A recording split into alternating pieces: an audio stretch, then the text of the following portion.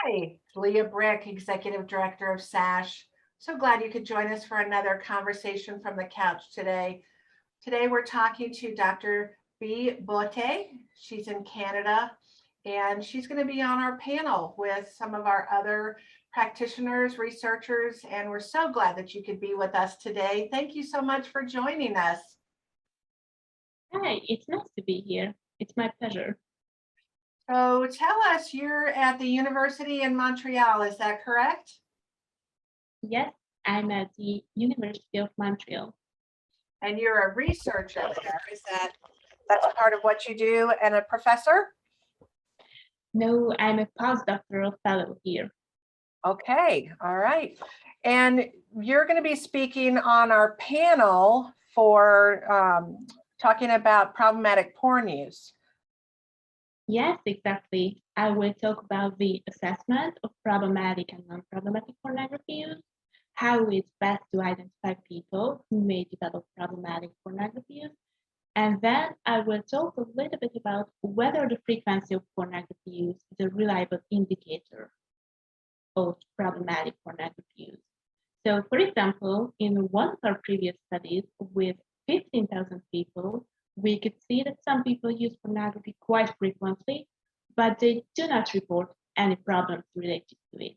In other studies, we could see that some people use pornography quite rarely and still feel addicted to pornography. So basically, in my talk, I will discuss whether the frequency of pornography, the quantity of pornography is a reliable or sufficient indicator of problematic pornography use. Because it's really hard to draw the line between normal and problematic behaviors when these behaviors derive from basic human needs and human drives. So yeah, this is basically the outline of my talk. All right. Though it sounds like there's going to be a lot of meat in that there's going to be some really good information that people will get out of it, especially where you're saying that the line between the two is very hard to determine. Why do you think that a topic like this is so important to sexual health? Well, sexual health is a quite important part of our life because it relates to our well-being, sexual well-being. And we know from previous studies that approximately 3 to 10% of people can experience compulsive sexual behaviors, and most of them have problems with their pornography use.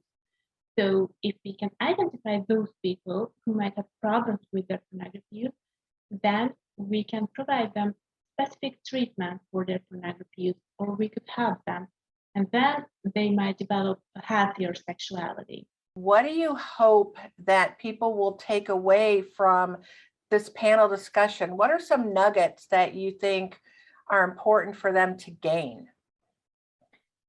So first of all, I think it's quite important to recognize that now in the 11th edition of the International Classification of Diseases, we have an official diagnosis for compulsive sexual behavior disorder, which is a quite big step in the field, and I'm quite happy to have this.